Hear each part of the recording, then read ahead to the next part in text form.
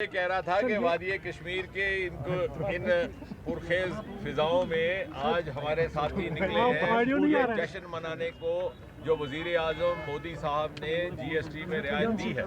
اور خاص طور سے کشمیر میں چونکہ یہاں کا کپڑا، یہاں کی گارمنٹ انڈسٹری بہت مقبول ہے دنیا بھر میں، اس کو ایک بہت بڑی راحت ملی ہے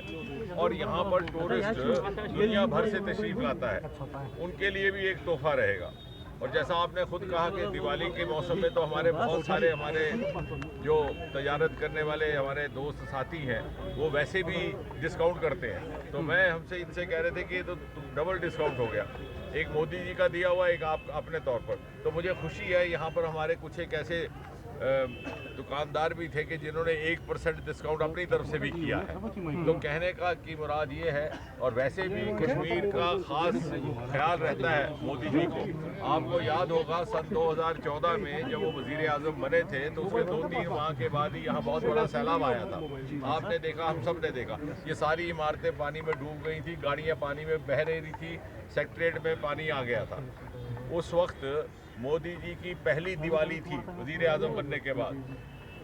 اور عام طور معاشرے میں یہ کلچر ہے کہ پہلی دیوالی اپنے گھر میں منائی جاتی ہے، لیکن انہوں نے وہاں نہ بنا کر کے یہاں پر سیلاب زدہ لوگوں کے بیچ میں منائی تھی۔ کہنے کا مطلب یہ ہے کہ اتنا ان کے دل میں اتنا درد ہے،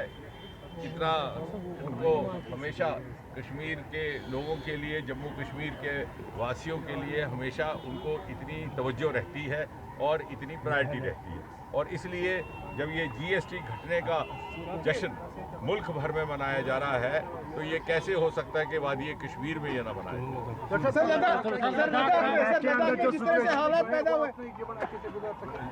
ظاہر ہے عام آدمی کو تو بہت بڑی راحت ملے گی، کیونکہ جو روزمرہ کی ضرورت کی چیزیں ہیں ان پر لگ بھگ 0% ہو گیا، جیسے ٹوائلٹریز کا سامان ہے، جیسے بہت سارے آپ کے کھانے پینے کا سامان ہے، خاص طور سے رسوئی گھر کا سامان۔ ہمارے گھر میں جو ہماری بہنیں ہیں یا جو گھروں کی ہاؤس وائفز ہیں ان کے لیے بہت بڑی راحت ہے، تو کل ملا کر کے نوجوانوں کے لیے تو مجھے لگتا ہے کہ اس سے بہترین تحفہ پچھلے کئی برسوں میں تہواروں کے موسم میں ہندوستان کو نصیب نہیں ہوا، اور آج اس کے جشن کا ماحول وادی کشمیر میں بھی دیکھا جا رہا ہے۔ یہ اپنے میں ایک بڑی حوصلہ افزا بات ہے۔ سر لداخ کی جو سچویشن ہے وہ جو متعلقہ سرکار ہے وہاں پر اس پہ نگرانی رکھی ہوئی ہے، جو بھی مناسب کارروائی ہوگی